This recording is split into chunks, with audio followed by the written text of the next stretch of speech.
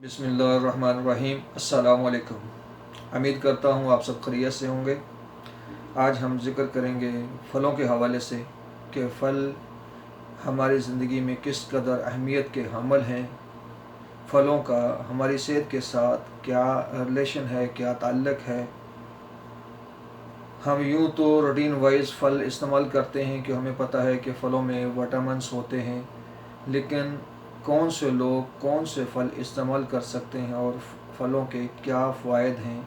आज इसी हवाले से बात करेंगे कि किस फ़ल का क्या फ़ायदा है और किस बंदे को ये इस्तेमाल करना चाहिए, क्योंकि बाज़ लोग जो है वो फ़ल इस्तेमाल कर लेते हैं जो उसके लिए नुकसानदेह होता है, और बाज़ लोग वो फ़ल छोड़ देते हैं जो उसके लिए फ़ायदेमंद होता है।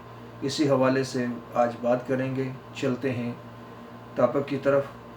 सबसे पहले मैं दो फलों का ज़िक्र करूँगा जो नहायत ही ज़रूरी हैं और असाबी कमज़ोरी में मदद देते हैं, असाबी कमज़ोरी को दूर करने में मदद देते हैं। और इसमें भी जो है कुछ लोग गलती कर लेते हैं। फ़ल दो हैं लेकिन इनका जो रिलेशन है वो थोड़ा डिफरेंट है, उनकी तासीर मुख्तलिफ है। तो वो कौन से फ़ल हैं जो असाबी कमज़ोरी को दूर करने में मदद देते हैं और आम रूटीन में हम लोग उसे मिस कर देते हैं, छोड़ देते हैं। पहले नंबर पर केला। केले के बारे में बताता चलूँ। केला जो है असाबी कमज़ोरी के लिए बहुत ज़्यादा फ़ायदेमंद है, लेकिन कौन से लोग केला नहीं खा सकते। जिन लोगों को शुगर का मसला है वो केला इस्तेमाल नहीं कर सकता, या वो मेरे दोस्त जिनको कब्ज़ का मसला है वो खाने के बाद जो है केले का इस्तेमाल नहीं कर सकते। अगर करना चाहें तो 203 अदद केला खा सकते हैं, लेकिन पका हुआ कच्चा केला हरगिज़ इस्तेमाल नहीं कर सकते।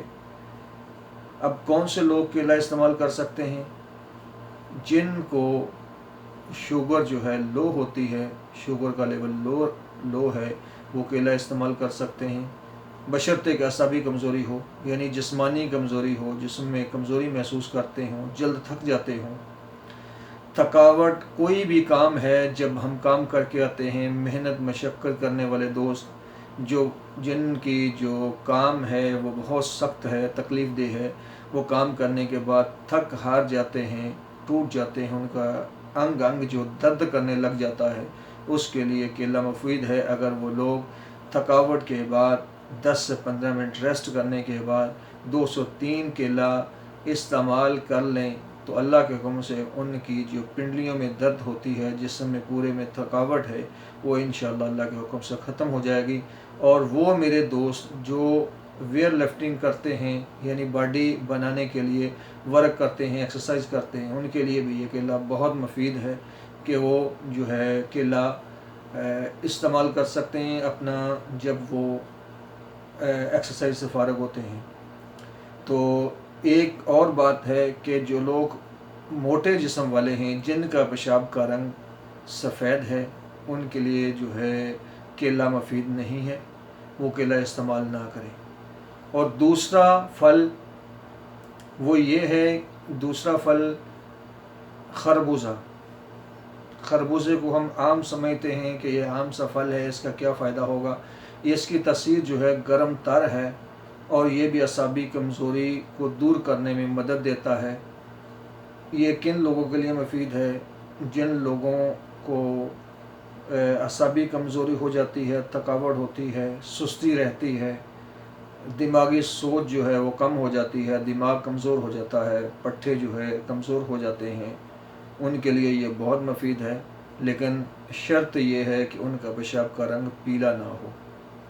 और खरबूजा जो है गुर्दों की वाश के लिए भी बहुत मुफीद है, ये गुर्दों को वाश करता है, लेकिन शर्त ये है कि खरबूजे को छिलकों समेत खाया जाए, फिर ये गुर्दों को वाश कर देता है। इसके अलावा अमरूद आम मिलने वाला फ़ल है और सस्ता फ़ल है। इसके फ़वाइद जो हैं वो ये हैं कि ये कब्ज़ कशा है, लेकिन ये कब्ज़ भी करता है। अगर इसको खाने से पहले खाया जाए तो यह कब्ज़ करता है। अगर पक्का अमरूद काट कर काली मिर्च और हल्का सा नमक डालकर खाने के बाद इस्तेमाल किया जाए तो यह कब्ज़ कुशा है।